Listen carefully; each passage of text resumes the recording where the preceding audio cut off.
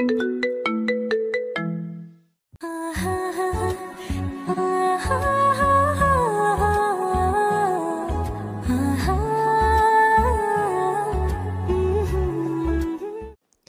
শাকচুন্নি, এখানে কি করছিস? তোর বান্ধবীদের নিয়ে পরিকল্পনা করছিস নাকি কিভাবে আমার সঙ্গে ঝগড়া করবি? একদম ভালো হবে না বলে দিচ্ছি। তুই কিন্তু ইদানিং খুব বেশি বেড়ে গেছিস। এটা কিন্তু তোর জন্য মঙ্গলজনক নয়। তুই তো খুব ভালো করেই জানিস আমার হাত কতদূর পর্যন্ত চলে। এই দেখ, একদম ফুটানি করতে আসিস না। এটা বাসা নয় যে এখানে কেউ তোকে বাঁচাতে আসবে। এটা ভার্সিটি, এখানে কেউ তোকে বাঁচাতে আসবে না আমার হাত থেকে। ও তাই নাকি? তার মানে তুই আমাকে থ্রেট করছিস, তাই না? আচ্ছা ঠিক আছে, তাহলে আমিও দেখতে চাই তুই কি করতে পারিস। কথাটা শেষ হওয়া মাত্রই রাজ আশাকে একটা চড় মারতে চাইছিল, কিন্তু আশা তাকে সেটা করার সুযোগ না দিয়ে তত করে তার হাতটা ধরে ফেলে আর হাত মোচড় দিয়ে হাতটা ছেড়ে দেয়। আর সঙ্গে সঙ্গে ঠাস ঠাস করে তার দুই গালে দুটো চড় বসিয়ে দিয়ে বলে, আমি আশা করি তুই বুঝতে পেরেছিস আমার সঙ্গে লাগতে আসাটা তোর কর্ম নয়। তাই আজকের পর থেকে কখনো আমার সঙ্গে কথা বলতে আসলেও চিন্তা ভাবনা করে তারপর আসবি। দেখ, তুই যেটা করেছিস একদম খারাপ করেছিস। এর পরিণাম কিন্তু খুবই খারাপ হবে, এটা আমি তোকে বলে দিলাম। এই বলে রাজ সেখান থেকে চলে গেল। ভার্সিটির স্টুডেন্টের সামনে অপমান করা এটা সে কোনোভাবেই হজম করতে পারছে না। ওদিকে ভার্সিটির ছুটি হতে না হতেই রাজ ভার্সিটি থেকে বের হয়ে বাসায় চলে গেল। এদিকে আশা ভার্সিটির গেটের সামনে দাঁড়িয়ে তার জন্য অপেক্ষা করছিল, কারণ প্রতিদিন ভার্সিটি ছুটি হলে রাজ বাইকে করে নেহাকে বাসায় নিয়ে যায়। অপেক্ষা করেই যাচ্ছে, কিন্তু রাজের দেখা মিলছে না। তাই সে বাধ্য হয়ে বাসায় ফোন দিল। আসসালামু আলাইকুম খালামণি, তোমার ছেলে কোথায়? আমি সেই কখন থেকে ভার্সিটির গেটে বাইরে দাঁড়িয়ে অপেক্ষা করছি, কিন্তু তাকে কোথাও দেখতে পাচ্ছি না। কি বলিস তুই এটা? আমার আগে সন্দেহ হয়েছিল, কিন্তু রাজ তো আমাকে বাসে এসে বললো তুই নাকি তোর বান্ধবীদের সঙ্গে ঘুরতে গেছিস আর তাকে নাকি বাসে চলে আসতে বলেছিস। একদম মিথ্যা কথা খালামণি। তোমার ছেলে ভার্সিটিতে এসে আমার সঙ্গে বেয়াদবি করেছে, আমার গায়ে হাত তুলতে চেয়েছিল। আমি তাকে সেটা করতে দেইনি বলে সে আমার সঙ্গে রাগে এসব করছে। আচ্ছা ঠিক আছে, কোনো সমস্যা নেই, তুই একটা অটো নিয়ে বাসে চলে আয়, তারপর ব্যাপারটা আমি দেখছি। আর তার কিভাবে এত বড় দুঃসাহস হয়, সে তোকে বাইরে রেখে নিজে বাসে চলে এলো? আশা তখন আর কোনো কথা না বলে ফোনটা কেটে দিল, আর তারপর একটা অটোতে করে বাসায় চলে এলো। বাসায় এসে দেখতে পেল রাজ নিজেও রুমের দরজা লাগিয়ে উচ্চ শব্দে সাউন্ড বক্স বাজিয়ে গান শুনছে। তখন সে রাজের রুমে বেশ কয়েকবার দরজায় নক করলো, কিন্তু রাজ দরজা খুলল না। তাই সে বিরক্ত হয়ে সেখান থেকে চলে গেল। তারপর ফ্রেশ হয়ে দুপুরের খাবার খেয়ে একটু ঘুমিয়ে পড়ল। যখনই তার ঘুম ভাঙলো তখনই সে নিজের বুকের উপর কারো নিঃশ্বাস অনুভব করলো। তখনই চোখ খুলে তাকিয়ে দেখলো রাজ তার বুকের উপর শুয়ে আছে। এটা দেখে সে তো একদম ভূত দেখার মতো চমকে গেল আর চিৎকার দিয়ে উঠল। তখনই রাজ তার মুখ হাত দিয়ে চেপে ধরলো আর বলল, এই চুপ, একদম চুপ, কোনো কথা বলবে না, চুপচাপ শুয়ে থাকো। তুই এখানে এলি কি করে? আমি তো দরজা লাগিয়ে ঘুমিয়েছিলাম। আর এই অসভ্যতামের মানে কি?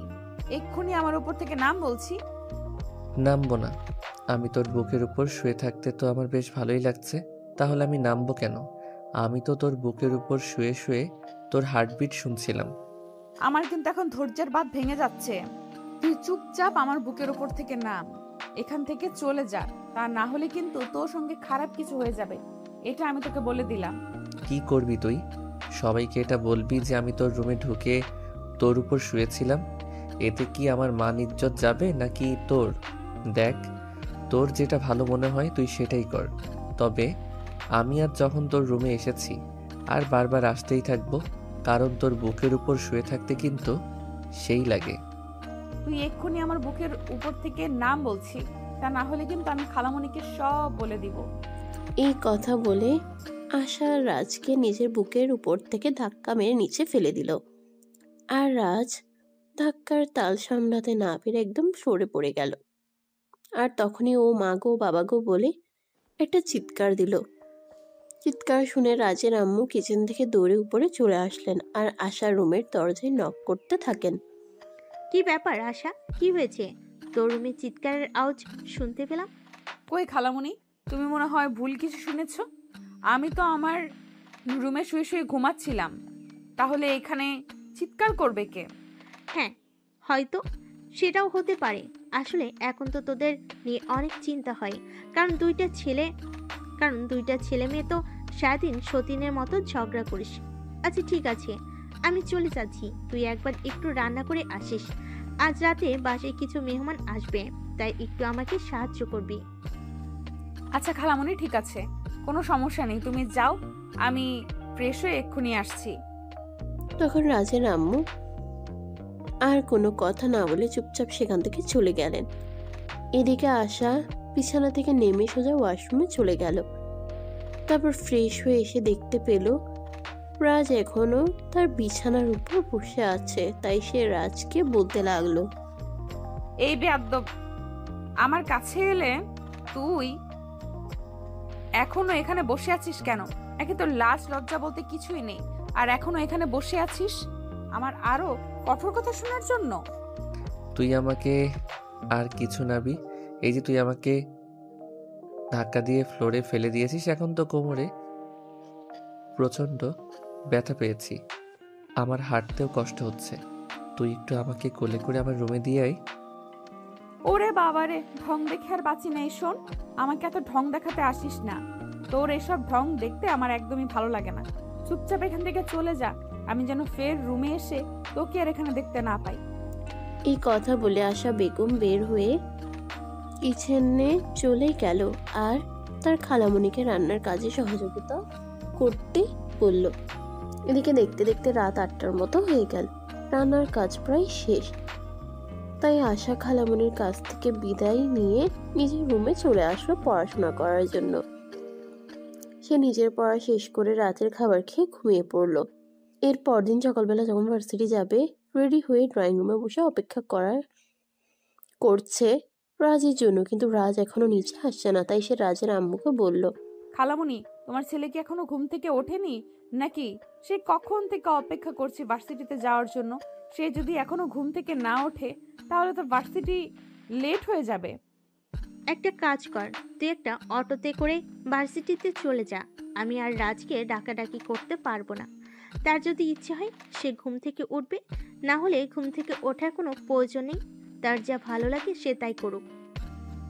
আচ্ছা ঠিক আছে খালামুনি, কোনো সমস্যা নেই। আসলে তোমাকে এই জন্যই বললাম, আমি যদি তোমাকে না বলে ভার্সিটিতে চলে যাই তারপর তো আবার তুমি আমাকে কিছু বলতে পারো, তাই। এ বলে আশা খালামণির কাছ থেকে বিদায় নিয়ে বাসা থেকে বের হয়ে চলে গেল। এদিকে রাজের যখন ঘুম ভাঙলো তখন প্রায় দুপুর 12টার মতো বাজে।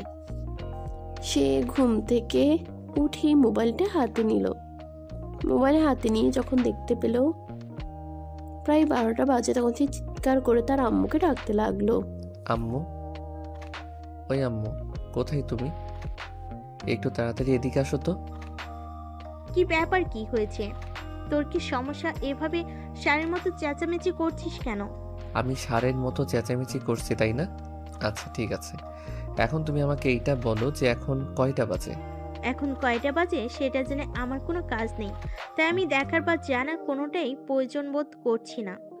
আম্মু, এখন দুপুর 12টা বেজে গেছে, তুমি আমাকে সকালবেলা ঘুম থেকে ডেকে দাওনি কেন? আমার তো আজ ভার্সিটিতে যাওয়াই হলো না, সামনেই আমার এক্সাম। এখন যদি ভার্সিটিতে না যাই তাহলে প্রিন্সিপাল স্যার আমাকে বকাবকি করবে। তোমার সঙ্গে যেটা হওয়ার উচিত সেটা তো হতেই হবে, কারণ তুমি তো সেটার যোগ্য।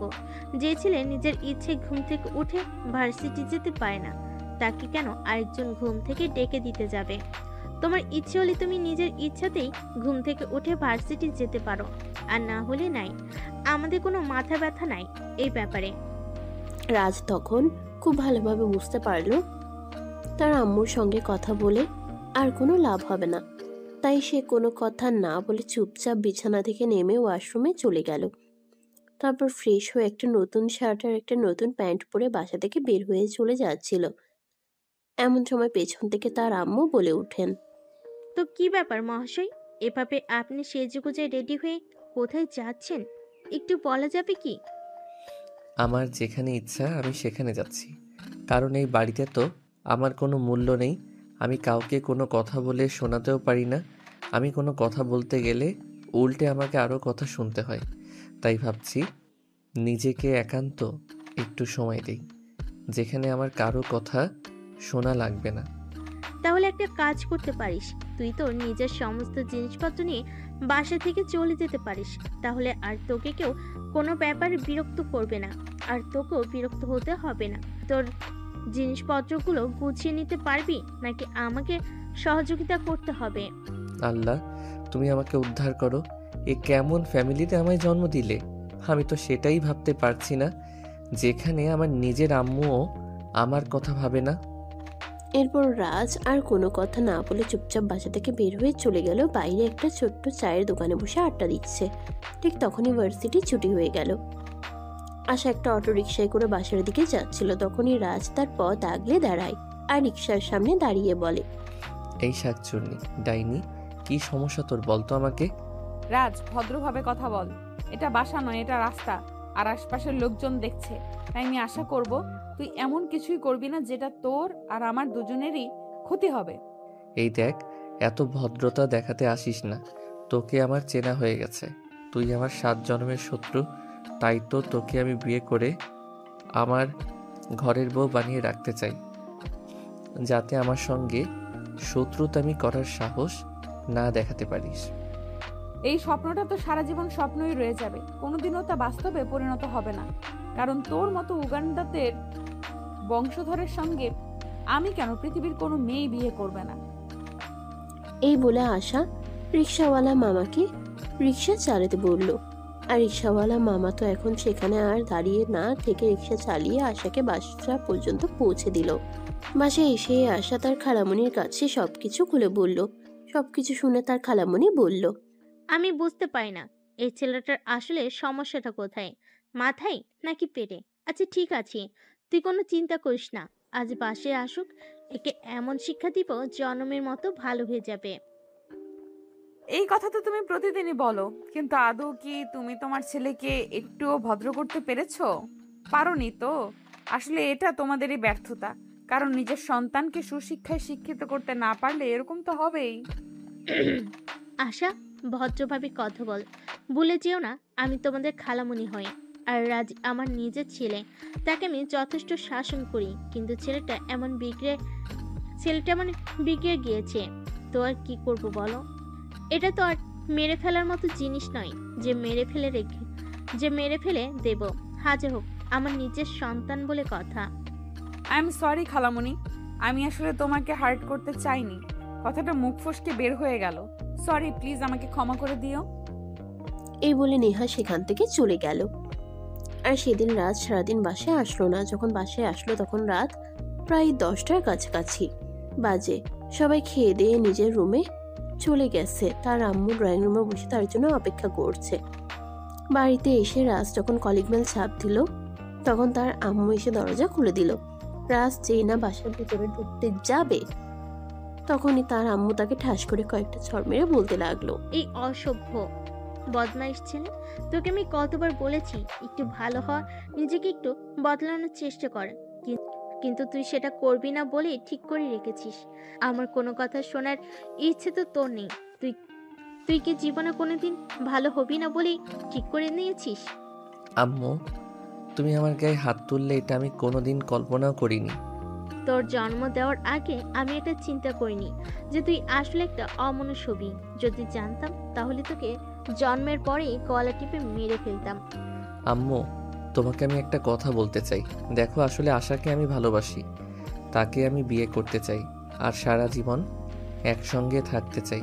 তাই তো তার সঙ্গে আমি এরকম করি, যাতে সেটা তোমাদের চোখে পড়ে আর তোমরা কিছুটা হলেও আন্দাজ করতে পারো।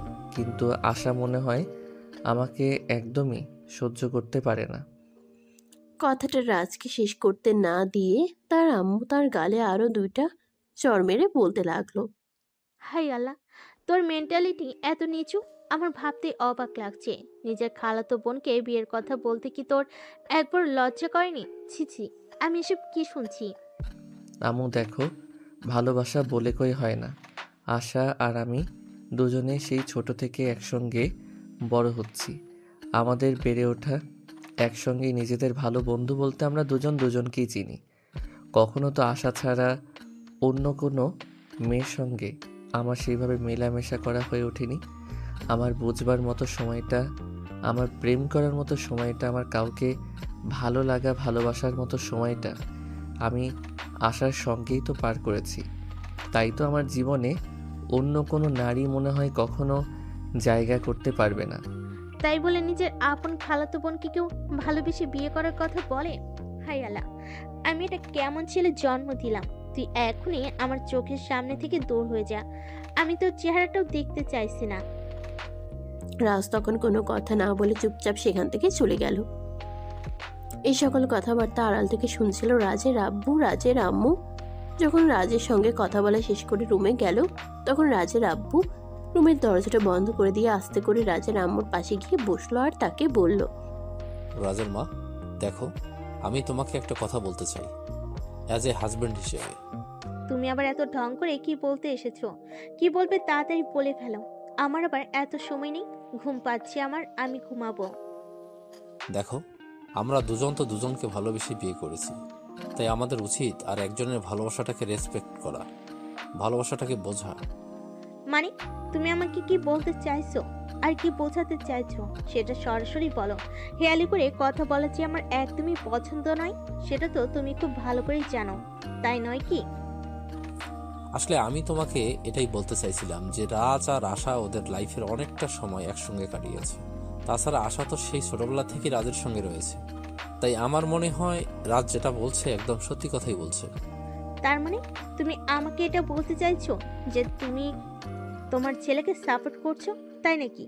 কিন্তু আমি সেটা করতে পারলাম না, কারণ আশারামও আমার আপন মায়ের পেটের বোন, তাকে আমি কোনোদিনও এমন প্রস্তাব দিতে পারবো না।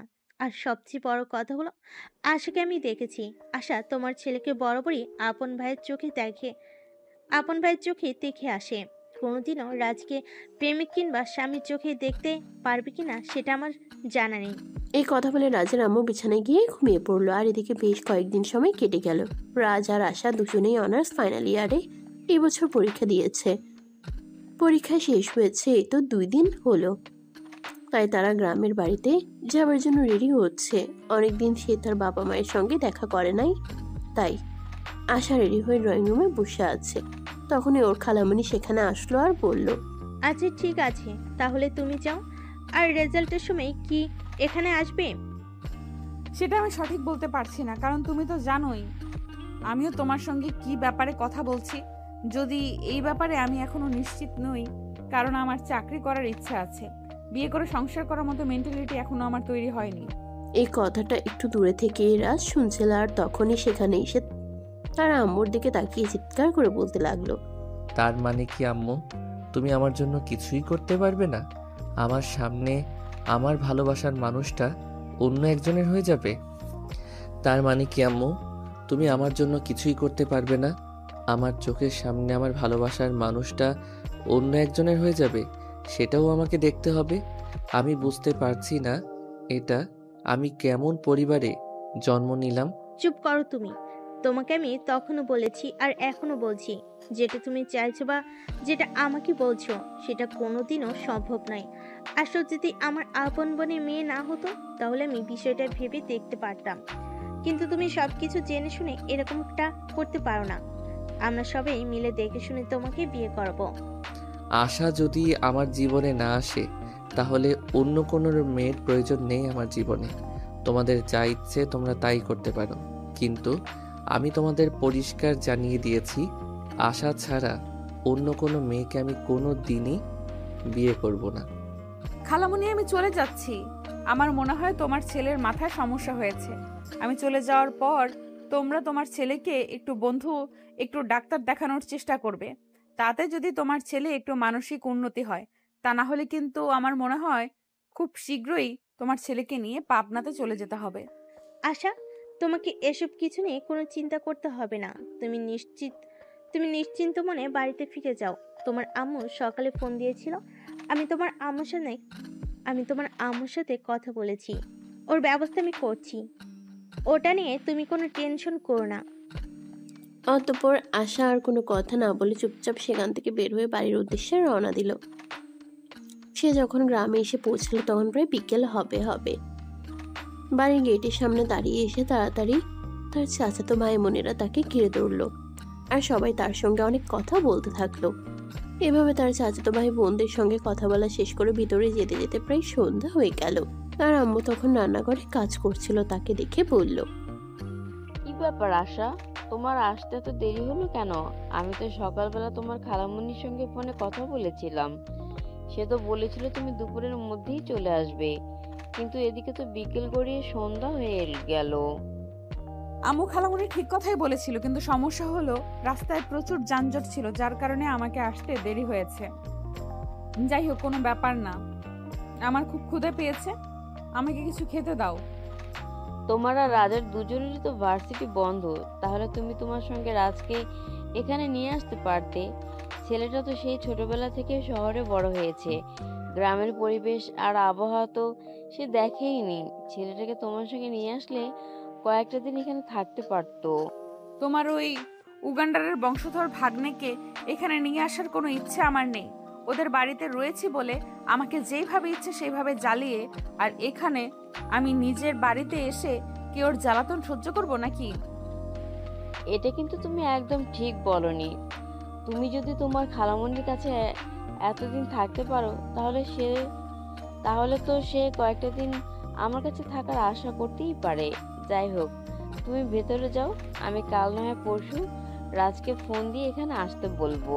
আশা তখন তার আম্মুকে কোনো উত্তর না দিয়ে চুপচাপ সেখান থেকে চলে গেল। রুমটাতে এতদিন বহু বছর পর পর আসা হতো, কিন্তু এখন সে অনেকদিন থাকতে পারবে এখানে, যতদিন পর্যন্ত তার বিয়ের সম্বন্ধ ঠিক না হচ্ছে। রুমে এসে ফ্রেশ হতে চলে গেল।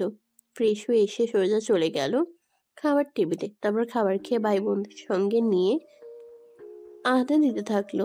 এভাবে কেটে গেল সেই দিনের দিনটা। পরের দিন সকালবেলা ঘুম থেকে উঠতে না উঠতেই মোবাইলে রিংটোন বাজতে শুরু করলো।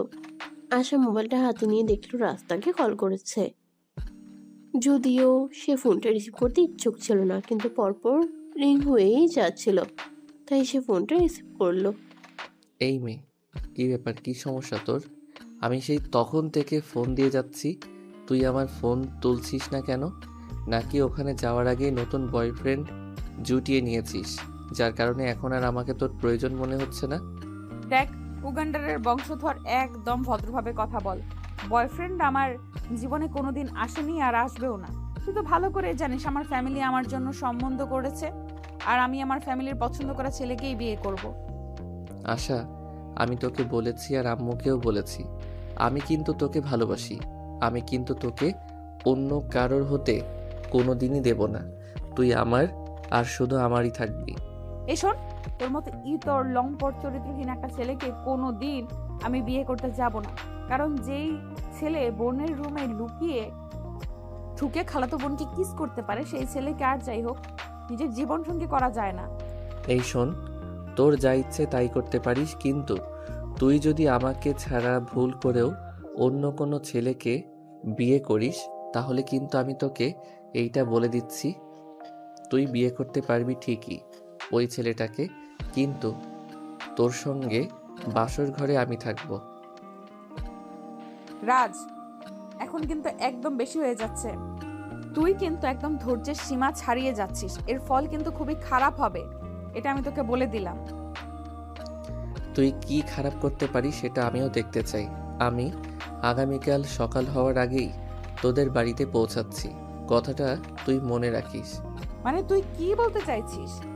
আমি এক্ষুনি নিজের সমস্ত জিনিসপত্র গুছিয়ে নিয়েছি, আর আজ বিকালেই তোদের বাড়ির উদ্দেশ্যে রওনা দিব।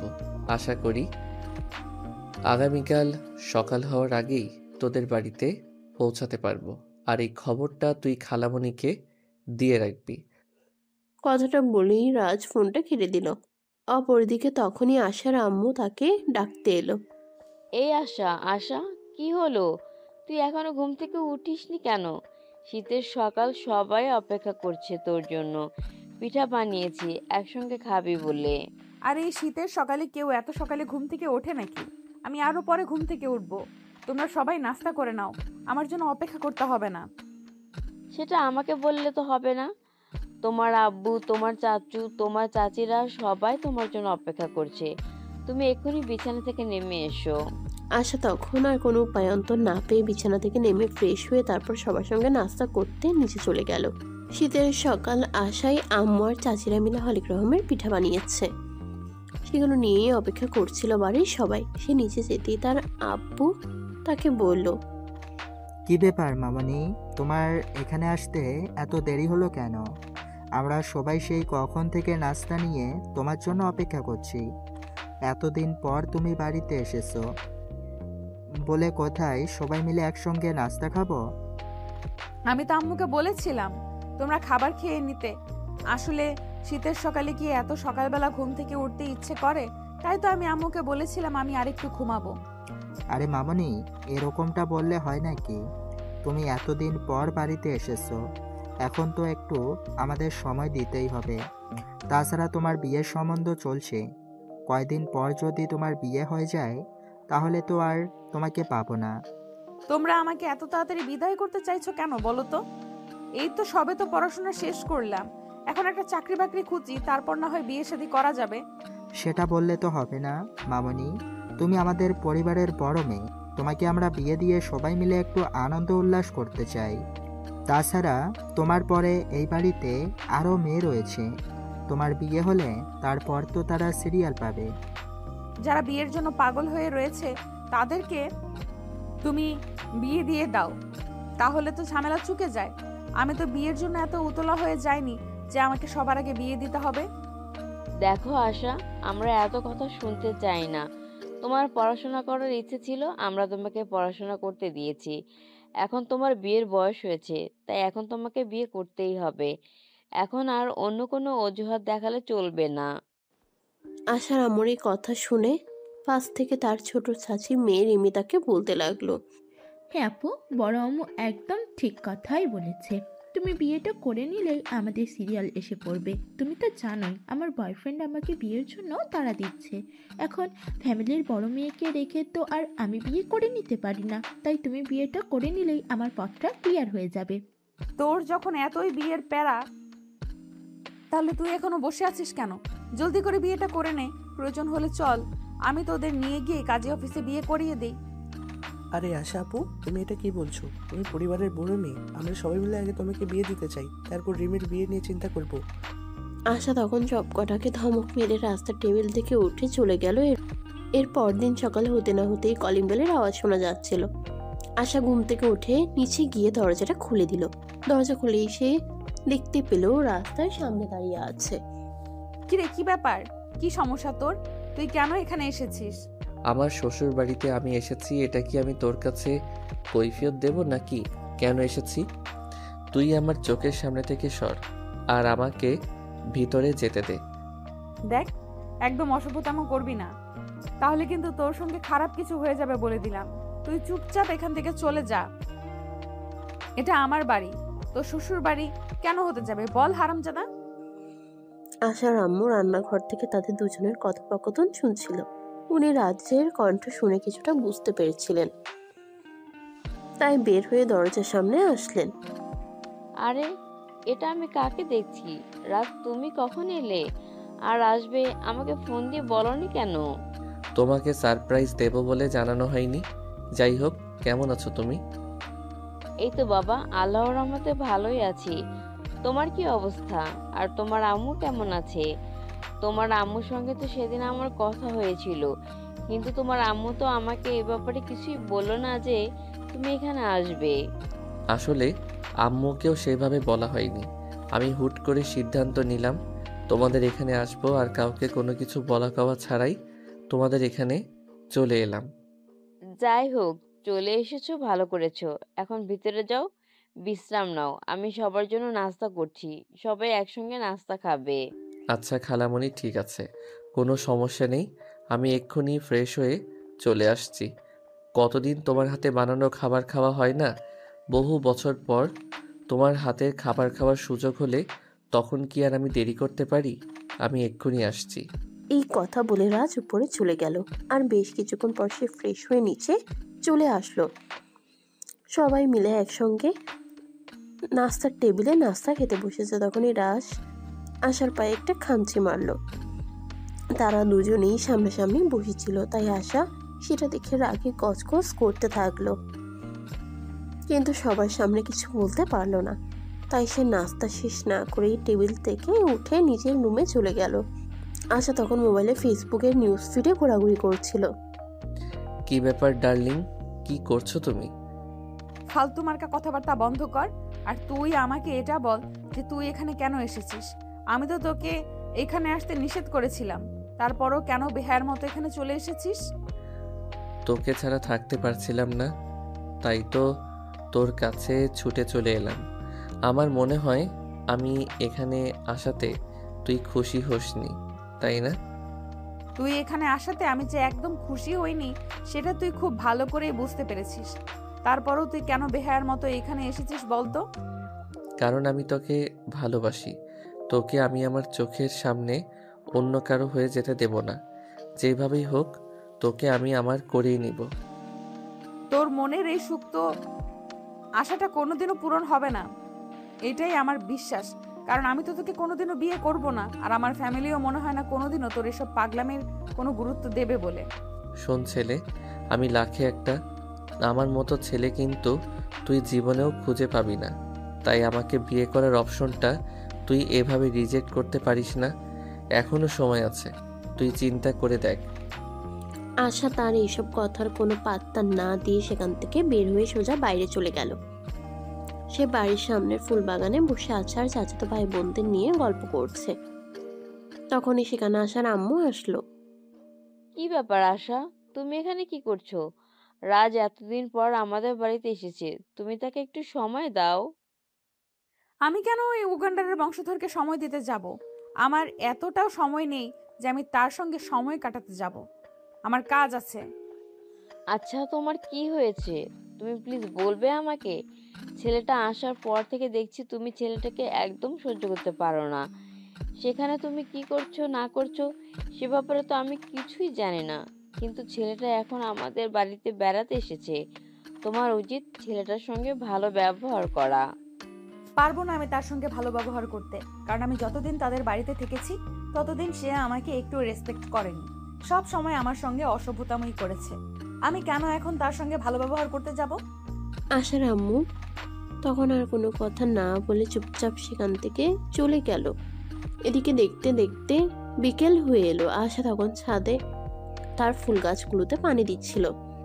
তখনই রাজ সেখানে আসলো আর আশাকে বলল, আচ্ছা চলো না একটু বাইরে থেকে ঘুরে আসি।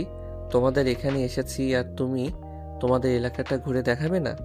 তোর যদি এতই ঘুরে দেখার ইচ্ছে থাকে তাহলে তুই নিজে ঘুরে দেখে আসতে পারিস। আমাকে কেন বলছিস? আমি তোকে নিয়ে কোথাও যেতে পারবো না। আর ঘুরতে যাওয়া তো অনেক দূরের কথা, তুই এটা দুঃস্বপ্নও ভাবিস না। নিজের হবু জামাইকে নিয়ে ঘুরতে যেতে তোমার সমস্যা কোথায়? চলো না একটু ঘুরে আসি। রাজের এই কথায় আশা খুব রেগে গেল। ঠাস করে রাজের গালে একটা চড় বসিয়ে দিয়ে বলতে লাগলো, এটাই আসলে তোর প্রাপ্য ছিল। তুই তো একটা নির্লজ্জ বেহায়া। আমার কাছে এলে তোকে এত কথা বলি তাও তোর লজ্জা হয় না। বেহায়ার মতো একটা কথা তুই বারবার বলতেই থাকিস। আশা করি আজকের পর আর এমন কিছু করার সাহস পাবি না। কে বলছে তোমারে আমি সাহস পাবো না? রাগ আর অভিমান হোক, তোমার ছোঁয়া তো পেয়েছি, সেটাকে আমি আমার তোমার ভালোবাসা বলে চালিয়ে নেব। জীবনে বেহায়া ছেলে বহুত দেখেছি, কিন্তু তোর মতো বেহায়া ছেলে আমি আমার সারা জীবনে একটাও দেখেছি বলে মনে হয় না। তুই আসলে একটা বেহায়া। আশা তখন আর কোনো কথা না বলে সেখান থেকে চলে গেল।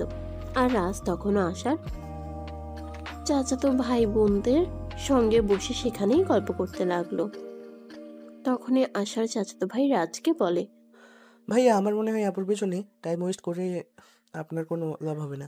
কারণ আমাদের ফ্যামিলির মেয়েরা প্রেম ভালোবাসা ওসব খুব একটা বিশ্বাস করে না। রিমির সম্পর্ক করে সেটা অন্য কথা, কারণ সে ছোটবেলা থেকেই প্রেমে বিশ্বাসী ছিল। সমস্যা নেই, চিন্তা করো না, আমি তোমাকে কথা দিচ্ছি, তোমার বোন আশাকে আমি আমার ঘরের বউ বানিয়েই ছাড়বো। সে যে যাই বলুক আর যত চেষ্টাই করুক না কেন, আমি কিন্তু কোনোভাবেই তোমার বোন আশাকে অন্য কারো হতে দেব না। আচ্ছা ভাইয়া, ঠিক আছে, আপনার জন্য শুভকামনা রইলো।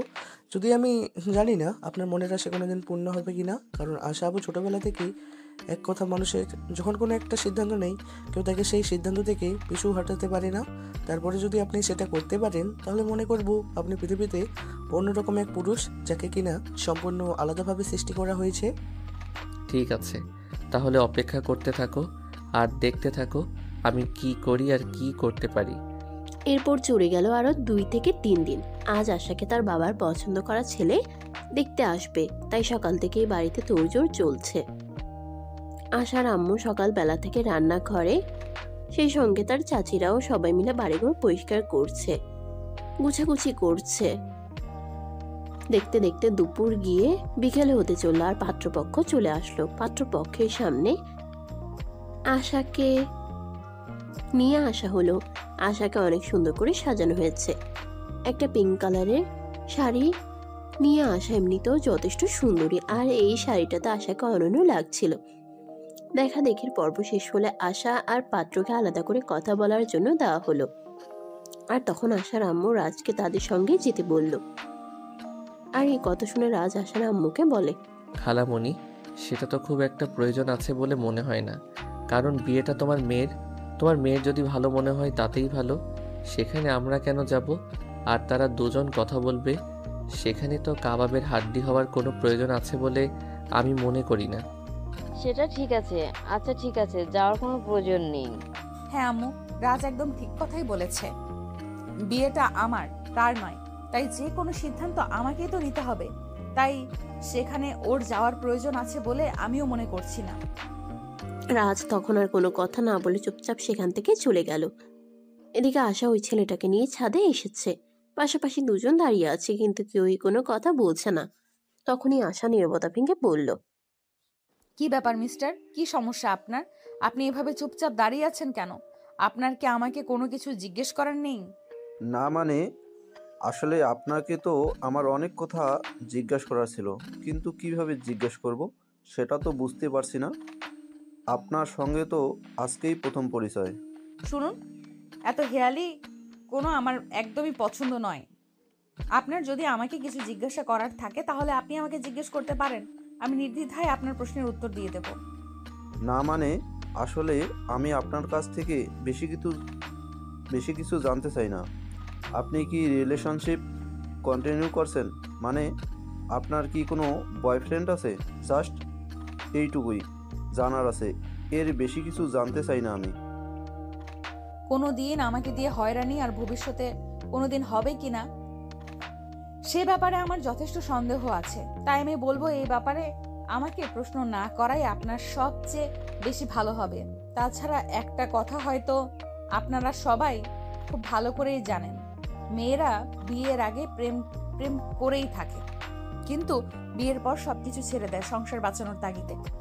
হ্যাঁ, সেজন্যই আমি আপনার কাছে জানতে চাইছি, কারণ মনে একজন আর অন্যজনও সংসার করা, এটা আমি পছন্দ করি না। আপনি যদি অন্য কাউকে পছন্দ করেন তাহলে সেটা আপনি আমাকে বলতে পারেন। না, আপনি একদম নিশ্চিত থাকতে পারেন আমার লাইফে এখনো সেরকম কেউ আসেনি আর আসবেও না। যাই হোক, এবার আপনি আপনার ব্যাপারে বলেন, আপনার কি কোনো গার্লফ্রেন্ড আছে? আশার কথা শুনে রাজীব আশাকে কিছু বলতে চাইছিল, কিন্তু রাজীবকে সেই কথা বলার সুযোগ না দিয়ে রাজ সেখানে এসে উপস্থিত হলো। আর রাজীবকে উদ্দেশ্য করে বলতে লাগলো, এই যে ভাই শোনো, তোমাকে তোমার ভালোর জন্যই বলছি, এই মেয়ের পিছু নিও না, কারণ এই মেয়ে আমার সঙ্গে রিলেশনে আছে। এই তো কদিন হলো একটু সমস্যা হয়েছে, তাই এরকম করছে। এক্সকিউজ মি, আপনাকে তো আমি চিনলাম না। আরে ভাই, তুই আমার গার্লফ্রেন্ডকে পটিয়ে বিয়ে করতে চাইছিস, আর এখন কি না তুই আমাকে বলছিস তুই আমাকে চিনতে পারছিস না? তাহলে তুই কেমন ছেলে সেটা তুই তোর নিজের কাছে প্রশ্ন কর। আরে ভাই, আপনি এ তো হেয়ালিপনা না করে আমাকে এটা বলুন যে কে আপনি, আর আমার হবু স্ত্রীর সঙ্গে আপনার কি সম্পর্ক? আরে ভাই, ও আমার গার্লফ্রেন্ড। সেই ক্লাস 9 থেকে ওর সঙ্গে সম্পর্ক।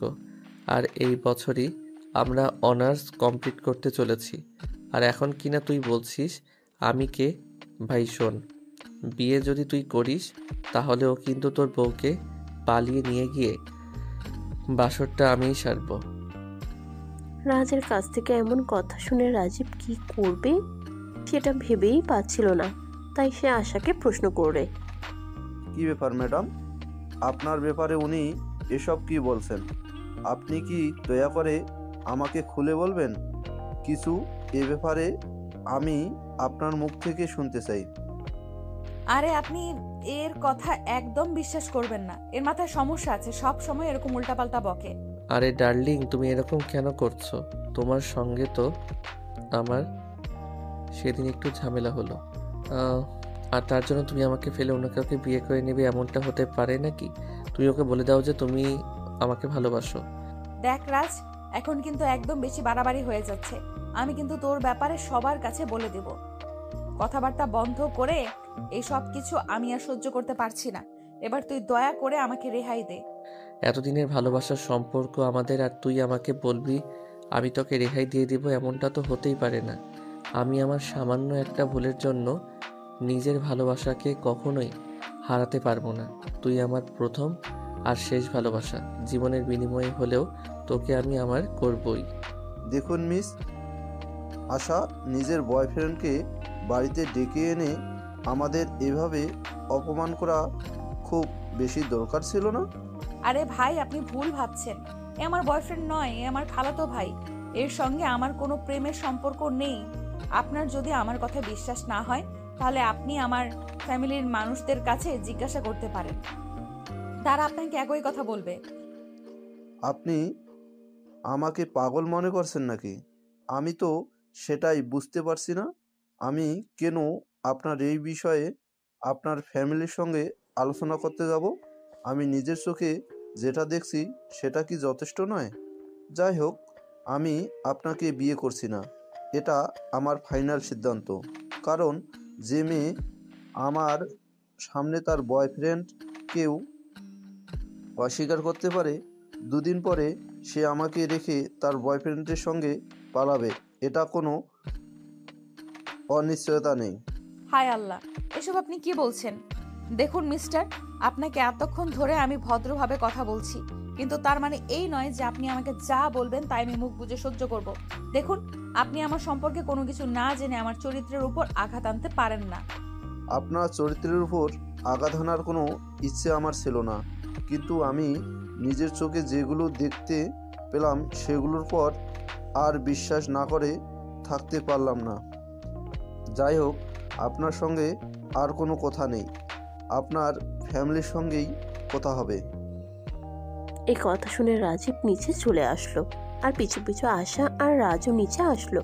তাদেরকে নিচে আসতে দেখে আশার আব্বু রাজীবকে জিজ্ঞাসা করলো, তো কি ব্যাপার, তোমরা কি সিদ্ধান্ত নিলে? সিদ্ধান্তের কথা পরে বলুন, আগে আপনি আমাদের এটা বলুন যে আপনি সব কিছু জেনে শুনে কেন আমাকে ডেকে এনে অপমান করেছেন। আপনি তো জানতেন আপনার মেয়ের অন্য একটা ছেলের সঙ্গে সম্পর্ক রয়েছে, তারপরও কেন আপনি আমাদের এখানে ডেকে নিয়ে আসলেন? এসব তুমি কি বলছো? অন্য একটা ছেলের সঙ্গে সম্পর্ক আছে মানে? আমার মেয়ে তো কোনোদিন আমাকে এ ব্যাপারে কিছুই বলেনি যে সে অন্য ছেলের সঙ্গে রিলেশনে আছে। হ্যাঁ, আপনার মেয়ে আমাকেও বলেনি। আমি যখন জিজ্ঞেস করলাম বয়ফ্রেন্ডের ব্যাপারে, তখন আপনার মেয়ে আমাকে মুখের উপর না বলে দিয়েছে। কিন্তু ওই ছেলেটা যদি তখন সামনে এসে সত্য কথা না বলতো তাহলে তো আমি জানতেই পারতাম না যে আপনার মেয়ের বয়ফ্রেন্ড আছে। ওই ছেলেটা মানে তুমি কোন ছেলেটার কথা বলতে চাইছো? আমি তো কিছুই বুঝতে পারছি না। তুমি একটু দয়া করে বিষয়টা আমাকে খুলে বলবে? রাজীব তখন সামনেই দাঁড়িয়ে থাকায় রাজকে হাত ধরে টেনে সবার সামনে দাঁড় করিয়ে বলে, এই ছেলেটাই আপনার মেয়ের বয়ফ্রেন্ড। আপনার মেয়েকে যখন আমি জিজ্ঞেস করেছিলাম তখন সে আমাকে কিছুই বলেনি, আর ঠিক ওই মুহূর্তে এই ছেলেটা এসে সব কিছু আমাকে বলে দিয়েছে। ভাগ্যিস ছেলেটা সমস্ত সত্য কথা আমাকে বলে দিয়েছে, তা না হলে তো খুব খারাপ কিছু একটা হয়ে যেতে পারতো। আরে ভাই, আপনি কেন বুঝতে পারছেন না? আমি সেই তখন থেকে বলছি সেরকম কিছুই নয়। এই ছেলেটা আমার খালাতো ভাই, তার সঙ্গে আমার সেরকম কোনো সম্পর্ক নেই। সে আপনাদেরকে শুধু শুধু বোকা বানাচ্ছে এবং আপনাদের সঙ্গে ফাজলামো করছে। আরে বাবা, আমি ফাইজলামো কেন করতে যাব? আমি যেটা সত্য সেটাই বলছি। আপনারা সবাই শান্ত হয়ে বসেন না আর আমার কথা শুনুন। আশা আর আমি সেই ছোটবেলা থেকে একসঙ্গে বড় হয়েছি, আর ভালোবাসা ভালো লাগার মতো বয়সটাতে দুজন দুজনকেই কাছে পেয়েছি। তাই আমাদের মধ্যে ভালোবাসাটা নিজেদের অজান্তেই তৈরি হয়ে গেছে। আশা করি আপনারা সবাই এই বিষয়টা খুব ভালো করে বুঝতে পেরেছেন। আমাকে আর আপনাদেরকে কিছুই খুলে বলতে হবে না। হ্যাঁ ভাই, আমরা সবাই বিষয়টা খুব ভালোভাবেই বুঝতে পেরেছি। আর আপনাকে আমাদের এই বিষয়টা বুঝিয়ে দেওয়ার জন্য অসংখ্য ধন্যবাদ। আপনি যদি সময় মতো এসে আমাকে এই কথাটা না বলতেন, তাহলে তো আমার ফ্যামিলি পুরো প্রস্তুতি নিয়ে এসেছিল এঙ্গেজমেন্ট করিয়ে রাখার। যাই হোক, যা হয়েছে ভালোই হয়েছে। আল্লাহ পাক রাব্বুল আলামিন যা করেন বান্দার মঙ্গলের জন্যই করেন। এরপর আর কোনো কথা না বলে রাজীব তার ফ্যামিলির মানুষজনদের নিয়ে আশাদের বাড়ি থেকে বের হয়ে চলে গেল। এদিকে মানুষজন চলে যাওয়াতে আশার ড্রয়িং রুমে বসে বসে কান্না করছে। বাড়ির সবাই সেখানে বসে আছে, কেউ কোনো কথা বলছে না, চুপচাপ নীরবতা চলছে। তখনই সেখান থেকে উঠে এসে আশার আম্মু রাজের হাত ধরে বলল, রাজ বাবা, তুই কেন করলি আমাদের সঙ্গে এরকমটা? তুই তো খুব ভালো করেই জানিস আমরা আশাকে বিয়ে দেওয়ার জন্য কতটা তৎপর হয়ে আছি। তোর কি এরকমটা করা খুব বেশি দরকার ছিল? I am so sorry aunty, তোমাদের সবাইকে এইভাবে অপমানিত হওয়ার জন্য। কিন্তু কি করব বলো, আশাকে আমি সত্যিই ভালোবাসি, আর সেই ছোটবেলা থেকে। কিন্তু এই কথাটা আমি আশাকে কোনোভাবেই বোঝাতে পারি না। সে সবসময় আমাকে ইগনোর করে চলে, কখনো সে আমার ভালোবাসা স্বীকারই করে না। কিন্তু তোমরা সবাই বিশ্বাস করো, আশাকে আমি খুব ভালোবাসি। তাকে ছাড়া আমি আমার লাইফের একটা সেকেন্ডও কল্পনা করতে পারি না। তাই তো সে চলে আসার পর আমিও পাগলের মতো ছুটে এখানে চলে এসেছি। আর এখন সে আমাকে ছেড়ে অন্য কারো হয়ে যাবে, এটা আমি কোনোভাবেই মেনে নিতে পারছি না। তুমি আশা কি ভালোবাসা সেটা তুমি আমাদের জানাতে পারতে, তোমার ফ্যামিলিকে জানাতে পারতে। আমরা সবাই মিলে বসে আলোচনা করে কিছু একটা সিদ্ধান্ত নিতাম। কিন্তু এরকম করাটা কি তোমার একটুও উচিত হয়েছে? সেটা তুমি তোমার নিজের বিবেকের কাছে প্রশ্ন করে দেখো। আই এম সরি আঙ্কেল, আমি বুঝতে পারিনি এরকমটা হবে। কিন্তু বিশ্বাস করেন, আশাকে আমি খুব ভালোবাসি। আর এই কথাটা আমি আমার মাকে অনেকবার বলেছি, কিন্তু আমার মা আমার কোনো কথাই শুনল না, যা উল্টে আমাকে বকাবকি আর মারপিট করেছে। আমার মা আমাকে এমনও বলেছে, যদি আমি আশাকে ভুলে না যাই তাহলে সে আমাকে সন্তান হিসেবে স্বীকার করতে ভুলে যাবে। কিন্তু ভালোবাসার কাছে সব কিছুই হার মানে, সেটা তো আপনারা সবাই জানেন। তাই আশাকে আমি ভালোবাসি বলে সব কিছু ফেলে এইভাবে এখানে চলে এসেছি, কারণ আশাকে আমার লাগবেই, পুরো পৃথিবীর বিনিময়ে হলেও। এই কুত্তার বাচ্চা, তোকে কি আমি কোনোদিনও বলেছি যে আমি তোকে ভালোবাসি? তুই কেন এইভাবে বেহায়ার মতো আমার পেছনে পড়ে আছিস? কেন আমার ফ্যামিলিকে এইভাবে অপমান করেছিস? আশা, তুমি তোমার মুখটা বন্ধ করো, এখানে আমরা কথা বলছি। তোমাকে কথা বলতে বলা হয়নি। আমরা যখন সবাই তোমার বিয়ের সম্বন্ধ নিয়ে ব্যস্ত ছিলাম, তখন তোমার এই কথাটা আমাদেরকে জানানো উচিত ছিল যে রাজ তোমাকে পাগলের মতো ভালোবাসে। তাহলে আমরা এইসব কিছু করতাম না। বিকজ রাজ যথেষ্ট ভালো একটা ছেলে, আর সে তোমাকে অনেক ভালো রাখবে, এটা আমি বিশ্বাস করি। আব্বু, ও ভালোবাসে, তাতে কি করার আছে? কি যায় আসে? আমি তো ওকে ভালোবাসি না, তাহলে আমি কেন ওর কথা মেনে নেব আর ওকে বিয়ে করব? কখনোই না। আমি ওরে কোনো দিনই বিয়ে করতে পারবো না। তোমরা ওরে এখান থেকে বিদায় করে দাও। আশা, তুই আমাকে যত অপমান আর অপদস্থই করিস না কেন, আমি যখন একবার এখানে এসেছি তখন আমি তোকে ছাড়া এখান থেকে কোনোভাবেই যাব না। আমার নিজের জীবনের বিনিময়ে হলেও তোকে এখান থেকে নিয়ে তারপর যাব। দেখ রাজ, আমার কিন্তু এখন খুবই মেজাজ খারাপ হচ্ছে। তুই আমার চোখের সামনে থেকে দূর হ। তোর চেহারাটাও দেখতে চাইছি না। তোর জন্য আজ আমার পুরো ফ্যামিলিকে আমার চোখের সামনে অপদস্থ হতে হয়েছে। তুই বুঝতে পারছিস না তুই কি করছিস? এই কথা বলার পর রাজ যখন সেখান থেকে যাচ্ছিল না তখন আশা সেখান থেকে চলে গেল। আসলে এরকম একটা ঘটনা ঘটবে এটা ফ্যামিলির কেউ কল্পনাই করেনি। যদি তারা এটা জানতো তাহলে হয়তো আজ এরকম পরিস্থিতির মুখোমুখি হতে হতো না। আশা নিজের রুমে এসে রুমের দরজা বন্ধ করে কান্না করছে।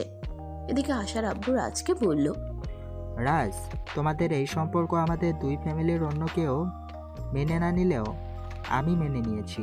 তুমি আশার রুমে যাও আর ওর সঙ্গে কথা বলো, নিজেদের মধ্যে ঝামেলাটা মিটিয়ে নেওয়ার চেষ্টা করো। Okay uncle, thank you so much. অন্য কেউ না বুঝলে আপনি বুঝতে পেরেছেন, এটাই আমার জন্য যথেষ্ট।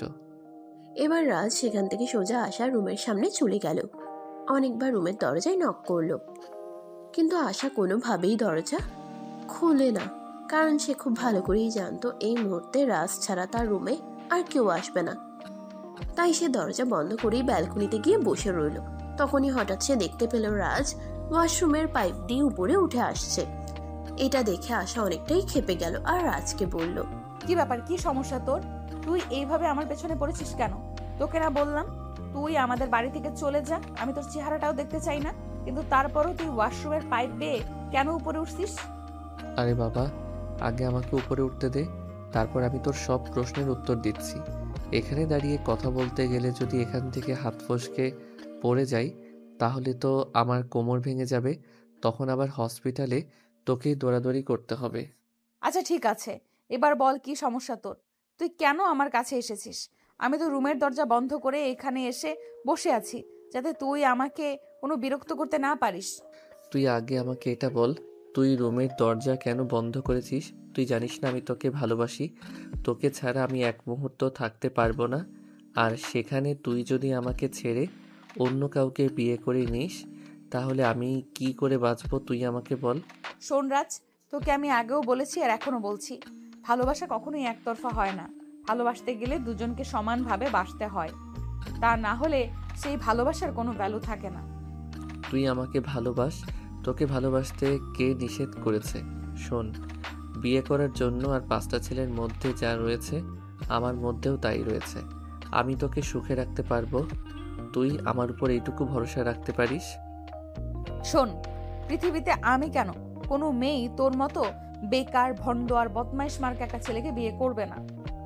আরে তুই আমাকে বেকার কেন বলছিস? এই তো সবে পড়াশোনা শেষ করলাম, এখন আমি আমার বাবার ব্যবসা দেখাশোনা করব। তাছাড়া তুই খুব ভালো করেই জানিস আমার বাবার পরে বাবার সমস্ত সম্পত্তির একমাত্র উত্তরাধিকারী হলাম আমি। তাহলে আমি বেকার হলাম কি করে? তুই আমার কাছে কি চাস এক্স্যাক্টলি সেটা আমাকে বলবি।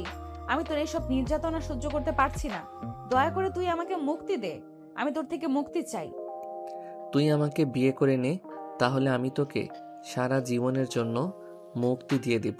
তোকে আর কখনোই বিরক্ত করব না, আই প্রমিস। আমারে পাগলে পাইছে না, বুকে ধরছে যে আমি তোকে বিয়ে করতে যাব আর তুই সারা জীবন আমাকে জ্বালাতন করবি? কখনোই না, আমি তোকে কোনোদিনই বিয়ে করব না, মরে গেলেও না। দেখ আশা, আঙ্কেল কিন্তু তোকে আর আমাকে বিয়ে দিতে রাজি হয়েছেন, তাহলে তুই কেন রাজি হচ্ছিস না সেটা বল আমাকে। শোন, পৃথিবীর কোনো ইতিহাসে এটা লেখা নেই যে তোকে আমার বিয়ে করতে হবে, তাই তোকে বিয়ে করার কোনো বাধ্যবাধকতা নেই। এই বলে আশা সেখান থেকে চলে গেল। একদম বাড়ি থেকে বের হয়ে পুকুর ঘাটে গিয়ে তখনই আশার আব্বু সেখানে আসলো আর তার পাশে বসতে লাগলো। মামনি, আমি তোমার সঙ্গে কিছু কথা বলতে চাই।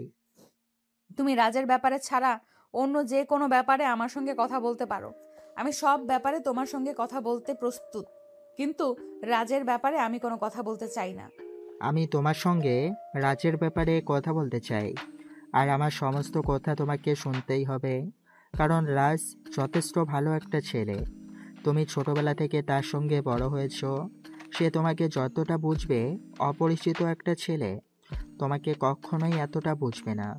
তাছাড়া রাজের ব্যাপারে আমি যথেষ্ট কনফিডেন্স নিয়ে বলতে পারি, সে তোমায় ভালোবাসে আর ভালো রাখবে। আব্বু, পৃথিবীতে ছেলের অভাব পড়েনি যে আমার সারা পৃথিবীর ছেলেদের রেখে রাজকেই বিয়ে করতে হবে। আমি রাজকে বিয়ে করব না। বিয়ে করা, সংসার করা বা ভালোবাসার জন্য যে একটা ফিলিংস প্রয়োজন, সেটা আজ পর্যন্ত রাজের জন্য কোনোদিনই আমার আসেনি, আর ভবিষ্যতেও আসবে বলে আমার মনে পড়ে না। কিন্তু আমার মনে হয় সেটা তোমার ধারণার ভুল, কারণ আমি তোমাদের বয়সটা পার করে এসেছি। তাই বলছি, কারণ তোমরা দুজনেই ভালোবাসা, ভালো লাগার মতো সময়টা একসঙ্গে কাটিয়েছ। তাই কোথাও না কোথাও তোমাদের একটু হলেও দুর্বলতা আছে। তাই আমি সব কিছু চিন্তা ভাবনা করে সিদ্ধান্ত নিয়েছি, তোমাকে রাজের সঙ্গেই বিয়ে দেব। আব্বু, তোমাদের সবার মাথা খারাপ হয়ে গেছে। আমি রাজকে কোনোদিনই বিয়ে করব না। সে তোমরা আমাকে যাই বলো আর যাই করো, প্রয়োজন হলে আমি তোমাদের সবাইকে ছেড়ে অনেক দূরে চলে যাব, যেখানে তোমরা আমার ছায়াটা পর্যন্ত খুঁজে পাবে না। অতঃপর আশা তার আব্বুকে আর কোনো কথা বলার সুযোগ না দিয়ে সেখান থেকে চলে গেল। এদিকে আশার আব্বু বাড়ির ভিতরে এসে রাজের আম্মুকে ফোন করলো। আসসালামু আলাইকুম দুলাভাই, কেমন আছেন? হঠাৎ এতদিন পর কি মনে করে? আপনি তো ব্যস্ত থাকেন, সচরাচর আমাদের কাউকেই ফোন করেন না। ওয়ালাইকুম আসসালাম। এই তো আলহামদুলিল্লাহ, আল্লাহর অশেষ রহমতে ভালোই আছি। তোমাদের সঙ্গে একটু জরুরি দরকার ছিল। তুমি কি রাজের আব্বুকে নিয়ে একবার আমাদের বাড়িতে আসতে পারবে? আসলে আমি 1 সপ্তাহে ছুটিতে এসেছি, তাই তোমাদের সঙ্গে একবার দেখা করতে মন চাইল। তাছাড়া তোমাদের সঙ্গে একটু জরুরি বিষয়ে কথা বলতে চাই। কি ব্যাপার দুলাভাই, কিছু হয়েছে নাকি? খুব বেশি জরুর হলে আপনি ফোনে বলতে পারেন, আমি শুনেছি। বিষয়টা খুবই জরুরি, কিন্তু ফোনে বলা যাবে না। তুমি রাজের আব্বুকে নিয়ে আগামীকালকেই পারলে আমাদের এখানে চলে এসো, তারপর সামনাসামনি বসে কথা বলতে চাই। আমি শুনছি। আচ্ছা দুলাভাই, ঠিক আছে, কোনো সমস্যা নেই। রাজা আপু বাড়িতে আসুক, আমি ওনার সঙ্গে কথা বলে আপনাকে রাতে জানাচ্ছি। এই কথা বলে রাজের আম্মু ফোনটা কেটে দিল। আর সেদিন রাত্রে বেলা রাজের আব্বু যখন বাসায় আসলো, তখন তিনি রাজের আব্বুকে সবকিছু খুলে বললেন। সবকিছু শুনে রাজের আব্বু বলল, আচ্ছা ঠিক আছে, কোনো সমস্যা নেই। আমিও ভাবছিলাম একবার ওখান থেকে ঘুরে আসি। অনেকদিন কোথাও ঘুরতে যাওয়া হয় না আসলে। আমাদের তো তেমন কোনো আত্মীয় স্বজন নেই, তাই আত্মীয় স্বজনের বাড়িতে বেড়াতে যাওয়াটা খুব কমই হয়ে থাকে। এখন যেহেতু দুলাভাই আমাদেরকে ইনভাইট করেছেন, তাহলে তো ভালোই হলো। তাহলে কি আমি সকালবেলা ব্যাগপত্র সবকিছু গুছিয়ে রাখবো? হ্যাঁ, তুমি সকালবেলা সবকিছু গুছিয়ে রেখো। আমি অফিসের কাজ শেষ করে দুপুরের মধ্যেই বাসায় চলে আসব, আর তারপর সন্ধ্যার মধ্যেই তাদের বাড়িতে চলে যাব। অতঃপর পরদিন সন্ধ্যা হতে না হতেই রাজের আব্বু আম্মু আশাদের বাড়িতে চলে আসলো। আশা তার খালামুনি আর খালুকে তাদের বাড়িতে দেখে একদম অবাক হয়ে তার খালামুনিকে জিজ্ঞাসা করে, কি ব্যাপার খালামুনি, হঠাৎ করে তোমরা আমাদের বাড়িতে চলে আসলে? আমি তো কিছুই বুঝতে পারছি না, আসলে কি হচ্ছে আমাদের বাড়িতে? হ্যাঁ, সেটা তো আমিও বুঝতে পারছি না। কালকে তোমার আব্বু হঠাৎ করে ফোন দিল আর আমাদের দুজনকে এখানে আসতে বললো, কারণ জিজ্ঞেস করলে তোমার আব্বু আমাদের দুজনকে বললো না। এভাবে হুট করে চলে আসলাম। আচ্ছা ঠিক আছে, তোমরা ভেতরে গিয়ে বিশ্রাম নাও। আব্বু একটু বাইরে গেছেন, এলাকার কারো সঙ্গে দেখা করতে হয়তো। আচ্ছা ঠিক আছে, কোনো সমস্যা নেই। তোমার আম্মু কোথায়? তোমার আম্মুকে বলে দাও আমরা চলে এসেছি, আর তোমার আঙ্কেলকে রুমে নিয়ে যাও। অতঃপর রাত 8টার দিকে আশার আব্বু বাসায় আসলো আর সবাই মিলে একসঙ্গে রাতের খাওয়া দাওয়া সেরে নিল। সবাই যখন ড্রয়িং রুমে উপস্থিত হলো, তখন রাজের আম্মু আশার আব্বুকে উদ্দেশ্য করে বলল, কি ব্যাপার দুলাভাই, কি হয়েছে? এবার তো আপনি আমাদেরকে এ ব্যাপারে কিছু বলুন। আমাদের তো আর তর সইছে না, অনেক টেনশন হচ্ছে। আরে বাবা, এত টেনশন করার কিছুই নেই। আমি তোমাদেরকে টেনশন করার মতো কিছুই বলবো না। আসলে আমি তোমাদের সঙ্গে একটা গুরুত্বপূর্ণ বিষয় আলোচনা করতে চাই, আমার মেয়ে আর তোমাদের ছেলের বিষয়ে। ও, তাহলে এবার আমার ছেলে আপনাদের এখানে এসেও কোনো অঘটন করতে গেছে, তাই না? এই জন্যই আমি ওকে আসতে দেইনি, আর সে আমাকে না জেনে চুপিসারে এখানে চলে এসেছে। আমি জানতাম তো এখানে এসে একটা অঘটন ঘটাবে। কথাগুলো এক নিঃশ্বাসে রাজের আম্মু বলল। আর সেই সব কিছু শুনে আসার আব্বু রাজের আম্মুকে উদ্দেশ্য করে বলল, দেখো, আমি তোমাকে সে ব্যাপারে কিছুই বলতে চাই না। আমি আশার আর রাজের বিয়ের ব্যাপারে কথা বলতে চাই। আমি সিদ্ধান্ত নিয়েছি আশাকে রাজের সঙ্গেই বিয়ে দেব। আপনি সত্যি বলেছেন দুলাভাই। তাহলে কি আমার মনের আশাটাও পূরণ হতে যাচ্ছে? আমি আশাকে সেই ছোটবেলা থেকে নিজের মতো মনে করতাম, আর আপনি আশাকে আমার বাড়ির বউ বানিয়ে পাঠানোর কথা বলছেন।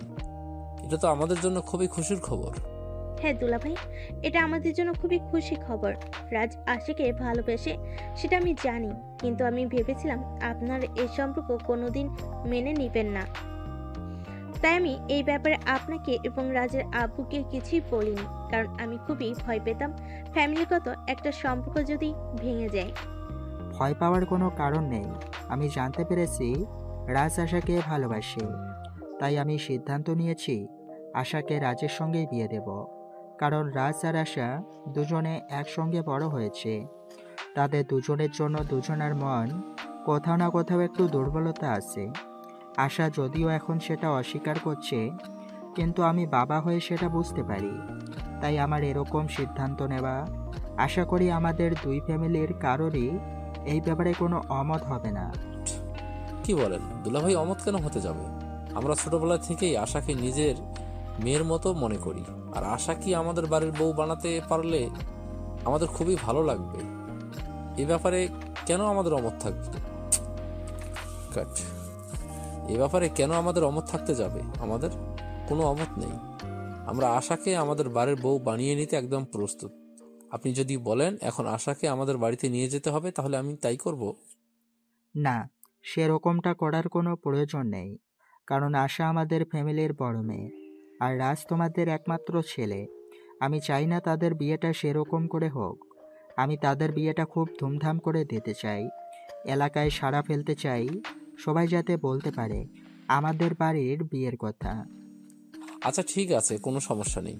আসলে আশাকে আমাদের সবারই খুব পছন্দ হয়েছে, তাই আর কি।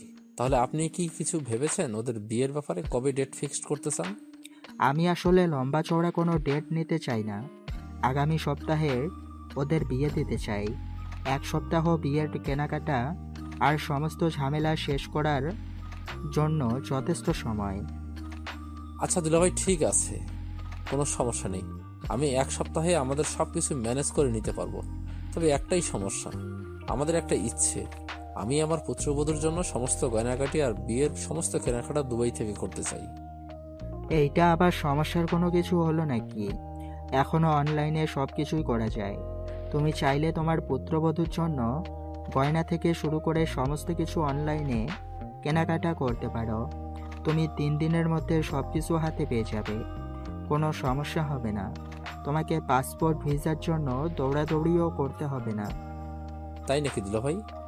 এ ব্যাপারে আমার কোনো কিছুই জানা ছিল না। যাই হোক, আপনি যখন বলেছেন তখন আমি সেটাই করব। তবে আগামীকাল থেকে শুরু হবে আমাদের বিয়ের সমস্ত আয়োজন। অতঃপর ফ্যামিলির মানুষজন সবাই মিলে আরো অনেক কথাবার্তা বলে রাত প্রায় 2টো নাগাদ সবাই নিজেদের রুমে ঘুমাতে চলে গেল। পরের দিন সকালবেলা ঘুম থেকে উঠেই রাজের আব্বু রাজকে বলল, তো মিস্টার, এবার তো আপনার বিয়ে ফাইনাল হয়ে গেল। এবার আপনি আমাদের সঙ্গে চলুন, বিয়ের সমস্ত অ্যারেঞ্জমেন্ট করতে হবে আপনার। বিয়ে বলে কথা। আমি পারবো না তোমাদের সঙ্গে চলে যেতে। আমার বউটাকে একা রেখে আমি আমার বউয়ের কাছেই থাকবো।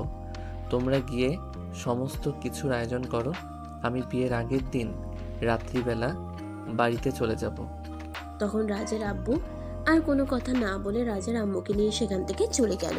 এদিকে কিছুক্ষণ পর আশা রাজের কাছে আসলো আর বলল, শোন, তুই কিন্তু নিজের কপালে নিজেই শনি ডেকে আনছিস। আমি কিন্তু কোনো দিনই তোর সঙ্গে সংসার করব না। আমি তোকে ভালোবাসি না, তুই কেন সেটা বুঝতে পারছিস না?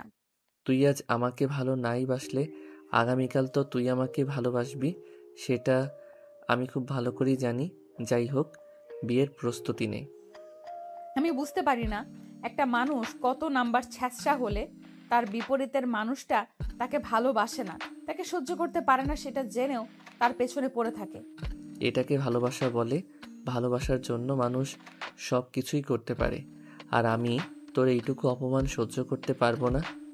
তোর যা ইচ্ছা তাই করতে পারিস, আমার তোকে কিছুই বলার নেই, কারণ তুই তো একটা নির্লজ্জ বেহায়া। তোকে যাই কিছু বলি না কেন সেগুলো তোর গায়ে লাগবে না, কারণ তুই তো তোর গায়ে গন্ডারের চামড়া পরে আছিস। হ্যাঁ, তুই একদম ঠিক কথাই বলেছিস। কাউকে ভালোবাসতে হলে নিজের গায়ে গন্ডারের চামড়া লাগাতে হয়, তা না হলে তো ভালোবাসার মানুষটা থাকবে না। ভালোবাসার মানুষগুলো বড্ড অভিমানের রাগী আর বদমেজাজি হয়। তাদের এইসব অত্যাচার সহ্য করার জন্য নিজের গায়ের চামড়াকে গন্ডারের চামড়া বানাতে হয়, তা না হলে ভালোবাসার স্বীকৃতি পায় না।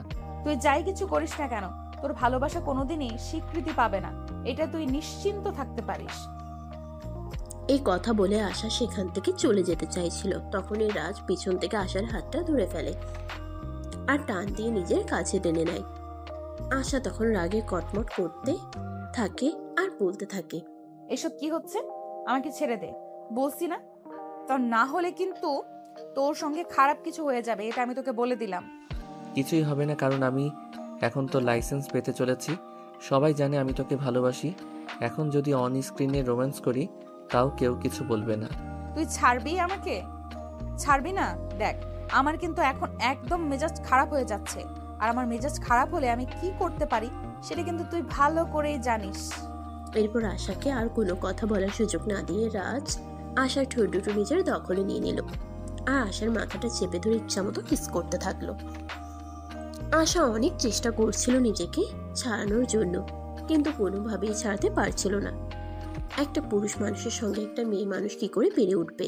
কিছুক্ষণ পর রাজ যখন আশাকে ছেড়ে দিল তখন আশা রাজকে একটা চড় মেরে বলল, অসভ্য নির্লজ্জ বেহায়া একটা ছেলে, এত অপমান করি তাও তোর গায়ে লাগে না? তোর শরীরে আসলেই গন্ডারের চামড়া, তুই এরকম কেন বলতো? কারণ আমি তোকে ভালোবাসি। ভালোবাসতে হলে মানুষকে অসম্ভব ধৈর্য থাকতে হয়, তাই আমি তোর সব কিছু ধৈর্য সহকারে সহ্য করি। যাই হোক, তোর এই সব কিছু আর বেশি দিন থাকবে না, কারণ অল্প কয়েকদিনের মধ্যেই তোর সঙ্গে আমার বিয়ে হতে চলেছে। আর নিজের স্বামীকে কেউ কখনোই অপমান অসম্মান করতে পারে না, আর তুইও সেসব করতে পারবি না। আর তখন কিন্তু তুই নিজেই আমাকে ভালোবাসতে শুরু করবি। আশা যখন রাজের কথার কোনো উত্তর না দিয়ে চুপচাপ সেখান থেকে চলে গেল। এদিকে দেখতে দেখতে বিয়ের দিন তারিখ ঘনিয়ে এলো। বিয়ের সমস্ত কেনাকাটা কমপ্লিট হয়ে গেছে, বাড়িঘর সবকিছু সুন্দর করে সাজানো হয়েছে, লাইটিং করা হয়েছে, ডেকোরেশন করা হয়েছে। সবকিছুই কমপ্লিট হওয়ার পর রাজের আব্বুর রাজকে ফোন দিল বাড়িতে যাওয়ার জন্য। এই যে মহাশয়, এবার তো আপনার বিয়ের সময় ঘনিয়ে এলো, সমস্ত অ্যারেঞ্জমেন্ট করা শেষ। এবার আপনাকে বাড়িতে আসতে হবে, কারণ কাল আপনার গায়ে হলুদ আর পরশু আপনার বিয়ে। আব্বু, তুমি এভাবে কেন কথা বলছো? আমার বিয়ে সেটা কত আনন্দের বিষয়, সেটা তুমি জানো নাকি জেনে শুনে তুমি আমার সঙ্গে ইয়ার্কি করছো? তুই আমার একমাত্র আদরের ছেলে, তোর পরে আর কোনো সন্তান নেই। তোর প্রতি ভালোবাসাটা কমে যাবে বলে আমি তোকে অবহেলা কি করে করি? তুই তো আমার 7 রাজার ধন, তুই আমার জীবনের সব কিছু। যাই হোক, এখন কথা না বাড়িয়ে আজকে বিকেলেই বাড়িতে চলে আয়। আগামীকাল সকাল থেকে বাড়িতে হলুদের অনুষ্ঠান শুরু হবে। তোর গায়ের হলুদ দিয়ে তোর বউয়ের গায়ে হলুদ হবে। আচ্ছা বাবা, ঠিক আছে, কোনো সমস্যা নেই। আমি আজ বিকালে চলে আসছি, এখন ফোনটা রাখো। আমি একটু আমার বউটার কাছে যাই আর আমার বউটাকে এই খুশির খবরটা দিয়ে আসি। এই কথা বলে রাজ আর কোনো উত্তরের অপেক্ষা না করেই ফোনটা কেটে দিল আর সঙ্গে সঙ্গে আশার রুমে চলে গেল। আশা তখন ফোনে ফেসবুকে নিউজ ফিড স্ক্রলিং করছিল। রাজ রুমে এসে সেটা দেখেও সে না দেখার ভান করে শুয়ে রইল। তখন রাজ তার পাশে গিয়ে বসলো আর তার হাতটা ধরে বলল, প্রেয়সী, এই তো আর অল্প কিছুটা সময়, তারপরেই তুমি সম্পূর্ণ আমার হতে চলেছ। আগামীকালকেই কিন্তু তোমার আর আমার গায়ে হলুদ, আর তারপরের দিন বিয়ে। তারপর থেকে তুমি ফাইনালি আমার। আচ্ছা ঠিক আছে, সেটা সময় হলে দেখা যাবে, যখন তুই আমাকে বিয়ে করতে পারবি তখন। ঠিক আছে, তাহলে এই অপেক্ষায় থেকো। আগামীকাল গায়ে হলুদ আর পরশু আসছি তোমাকে নিতে। আমি কিন্তু তোমাকে নিয়েই এই বাড়ি থেকে বের হব, এটা আমার প্রমিস। এই কথা বলে তারপর আর এক মুহূর্ত দেরি না করে রাজ সেখান থেকে বের হয়ে চলে গেল নিজের বাড়ির উদ্দেশ্যে। বাড়িতে পৌঁছাতেই তার প্রায় সন্ধ্যা হয়ে গেল। বাড়িতে তাদের বাড়ির মেহমানরা অপেক্ষা করছিল। সে বাড়িতে পৌঁছাতেই তার দাদু তাকে বলল, আমার দাদু ভাইটা এত বড় হয়ে গেছে সেটা তো আমাদের কারোরই খেয়ালই ছিল না। এই তো সেদিন ছোট বাচ্চাটা হলো, আর আজকে তার বিয়ের তোড়জোড় চলছে। কয়দিন পর তার ঘরে একটা ছোট্ট ফুটফুটে বাবু আসবে। হ্যাঁ দাদু, তাই যেন হয়। তুমি দোয়া করো যাতে খুব তাড়াতাড়ি একটা ছোট্ট বাবু আমাদের বাড়িতে আসে। সেটা আবার বলতে হয় নাকি? আমি যখন থেকে তোর বিয়ের খবর শুনেছি তখন থেকে নামাজ পড়ে আল্লাহর কাছে দোয়া করছি যেন কিছুদিনের মধ্যেই আমার দাদু ভাইয়ের ঘরে ছোট্ট ফুটফুটে একটা বাবু আসে। এখন তুমি এখানে কথা না বাড়িয়ে ভেতরে যাও। তোমার চাচাতো ভাই বোনেরা এসেছে, তোমার জন্য অপেক্ষা করছে। অতঃপর রাজ সেখানে আর দেরি না করে ভিতরে চলে গেল। তার চাচাতো ভাই বোনদের সঙ্গে আড্ডা দিতে থাকলো। এভাবেই কেটে গেল সেদিনটা। পরের গায়ে হলুদের অনুষ্ঠান হয়ে গেল। রাতের বেলা রাজ আশাকে ফোন করলো। আশা তার ফোনটা ধরতে চাইছিল না, কিন্তু পরপর রাজ ফোন করেই চলেছিল, তাই বাধ্য হয়ে তাকে ফোনটা রিসিভ করতে হলো। ও ম্যাডাম, এবার তো আপনার বিশ্বাস হলো যে আপনি সত্যি সত্যি আমার হতে চলেছেন? ফাজলামো মার্কা কথাবার্তা বাদ দিয়ে তুই আমাকে এটা বল, তুই আমাকে ফোন কেন করেছিস? ফোন করেছি এই কারণেই যে আমি তোকে জানাতে চাই আগামীকাল আসছি, আর তোকে কিন্তু আমার সঙ্গে নিয়ে আসবো। আর তারপর কিন্তু দীর্ঘ ২৬ বছরের মানুষ কামনা পূরণ করব। আশা তখন কোনো কথা না বলেই ফোনটা কেটে দিল, কারণ তাকে মেহেন্দি পরানো হচ্ছিল। আর তার চাচাতো মামাতো ভাই বোনেরা তো আশেপাশেই ছিল, আর সবাই সেগুলো শুনছিল। রিমি তো কথাটা শুনে পাশ থেকে বলেই উঠল, কি রে আপু, ফোনটা কেটে দিলি কেন? দুলাভাই তোর সঙ্গে কত রোমান্টিক করে কথা বলছিল, ফোনটা কেটে দেয়া কিন্তু একদমই ঠিক হয় নাই। আমাদেরকেও একটু শিখতে দে বিয়ের পর কিভাবে বরের সঙ্গে রোম্যান্স করব। একদম চর মেরে সব কটা দাঁত ফেলে দিব বলে দিলাম। বজ্জাতের হাড্ডি হয়েছে সেটা একটা, তোদেরকে এইসব কথা শুনতে কে বলেছে? চুপচাপ এখান থেকে চলে যা বলছি, তা না হলে কিন্তু মাইর খাবি। দেখ, আমাদের সঙ্গে এইরকম করে কোনো লাভ নেই, যেটা সত্যি সেটাই বলছি। দুলাভাই সব তোর সঙ্গে রোমান্টিক কথা বলছিল, সেগুলো আমাদের শুনতে দিলে কি এমন সমস্যা হতো? একটা কাজ কর, তুই আবার দুলাভাইকে ফোন দে, আর ফোনটা লাউডে দে, আমরা শুনি দুলাভাই তোকে কি বলে। আশা তখন সেসব কথাবার্তা শুনে চিৎকার চেঁচামেচি করতে শুরু করলো। তাই রিমি আর কোনো কথা না বলে সবাইকে নিয়ে সেখান থেকে চলে গেল, আর মেহেন্দি আর্টিস্টকে মেহেন্দি দেওয়া শেষ করতে বলল, এই যে আপনি প্লিজ তাড়াতাড়ি মেহেন্দি দেওয়া শেষ করুন, রাত অনেক হয়ে গেছে। বাড়ির আরো অনেক ছেলে মেয়েরা বাকি আছে মেহেন্দি পড়তে, তাদেরকেও মেহেন্দি পড়াতে হবে। এই বিয়ে তো আমার হচ্ছে, তোরা কেন মেহেন্দি পরবি? আর্টিস্ট তোদেরকে মেহেন্দি পরাবে না, কারণ যেই এক মেহেন্দি পরবে তাকেই এখন আমার বদলিতে বিয়ের পিড়িতে বসতে হবে। তুই কি মগের মূল্য পেয়েছিস নাকি এটা? তুই তোর কাছে রেখে দে, কারণ বিয়েতে সবাই মেহেন্দি পরে। তোর মেহেন্দি দেওয়া শেষ হলে তুই এখানে চুপচাপ বসে থাক, কাউকে বিরক্ত করিস না। এই বলে রিমি সেখান থেকে চলে গেল। আর এদিকে আর্টিস্ট আশাকে মেহেন্দি দেওয়া শেষ করে বাড়িতে সবাইকে মেহেন্দি দিয়ে দিল। এই থেকে মেহেন্দি দেওয়া হতে হতে ভোর হয়ে গেল। তারপর ভোরের আলো ফুটতে না ফুটতে বাড়িতে বিয়ের তোড়জোড় শুরু হয়ে গেল। সবাই ব্যস্ত হয়ে পড়ল। রাজের বাড়িতেও বিয়ের আয়োজন শুরু হয়ে গেল। কি ব্যাপার রাজ, তুই এখানে পড়ে পড়ে ঘুমাচ্ছিস কেন? আজ তো তোর বিয়ে, সেটা কি তুই ভুলে গেছিস নাকি? আরে আম্মু, এতক্ষণে তোমার সময় হলো? তুমি আরো আগে কেন আমাকে ডাকতে এলে না? সকাল 7টা বেজে গেছে। জীবনে প্রথমবার বিয়ে করতে যাচ্ছি বলে কথা, তুমি আমাকে আরো আগে ডাকতে। আমি কি ভেবেছিলাম তুই আরো অনেকক্ষণ আগেই ঘুম থেকে উঠে পড়ে গেছিস, তাই আমি তোকে ডাকতে আসিনি। যাই হোক, সবে মাত্র সকাল 7টা, ঘুম থেকে ওঠ আর তৈরি হয়ে নে। আম্মু, আসলে এতদিন ধরে আমার বউটাকে পাহারা দিচ্ছিলাম যাতে পালিয়ে যেতে না পারে, তাই রাতের বেলা ঠিক মতো ঘুমাতে পারিনি। আর আজ যখন ফ্রি হয়ে একটু বিছানায় শুইলাম, অমনি রাজ্যের যত ঘুম আমার চোখে চলে আসলো, তাই ঘুম থেকে উঠতে দেরি হয়ে গেল। দয়া করে আপনি এবার রাজের কথা বলা বন্ধ করুন আর বিছানা থেকে নেমে ফ্রেশ হতে চলুন। আপনার বাজে কথা অনেক শুনেছি, আজকেই শেষ। আজকের পর আর কখনো আপনার এসব বাজে কথা শুনবো না। এই কথা বলে রাজের আম্মু সেখান থেকে বের হয়ে চলে গেল। এদিকে রাজ বিছানা থেকে নেমে ফ্রেশ হয়ে তৈরি হয়ে নিল। সকাল 10টা নাগাদ সবাই তৈরি হয়ে আশাদের বাড়িতে চলে গেল। সেখানে পৌঁছাতে 4 ঘন্টার বেশি সময় লাগলো, কারণ সেটা গ্রামের এলাকা ছিল আর অনেকটা দূরে ছিল। অতঃপর বিয়ের সমস্ত নিয়ম নীতি শেষ হলে আশাকে নিয়ে রাজদের বাড়ির উদ্দেশ্যে রওনা দিল। রাজ আর আশা দুজনেই গাড়িতে পাশাপাশি বসে আছে, কিন্তু কেউই কোনো কথা বলছে না। রাজ মনে মনে ভাবতে লাগলো, ডার্লিং, এখন তোমাকে কিছুই বলবো না। আগে তোমাকে বাড়িতে নিয়ে যাই, তারপর সুদে আসলে সব তোমাকে বুঝিয়ে দেব।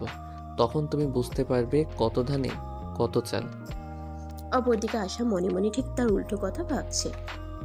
তুই যাই কিছু করিস না কেন, আমি কোনোদিনই তোর মনের আশা পূরণ হতে দেব না। কারণ আমার ফ্যামিলি আমাকে তোর সঙ্গে জোর করেই একরকম বিয়েটা দিয়েছে, কারণ আমি তোকে কোনোদিনই বিয়ে করতে চাইনি।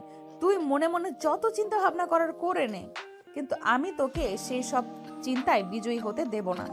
এইসব চিন্তা ভাবনা করতে করতেই তারা বাড়িতে এসে পৌঁছে গেল। আগে থেকে সবকিছু রেডি করা ছিল, তারা আসতেই নতুন বউকে বাড়িতে বরণ করে নেওয়া হলো। তারপর রাত 10টা নাগাদ সবার খাওয়া দাওয়া শেষ হলে আশাকে রাজের রুমে দিয়ে আসা হলো। প্রায় 10 মিনিট পর রাজ রুমে গেল আর রুমে প্রবেশ করে সে রুমের দরজাটা বন্ধ করে দিল। কি ব্যাপার, তুই রুমের দরজা কেন বন্ধ করলি? আর এই রুমেই কেন এসেছিস? আমি তোর সঙ্গে এক রুমে ঘুমাবো না, তুই ওই রুমে যা। আমি আগে যে রুমে ঘুমাতাম ওই রুমে ঘুমাবি। ওইভাবে মেহমানরা ঘুমাচ্ছে, তাছাড়া এটা আমার রুম আর তুমি আমার বিয়ে করা বউ।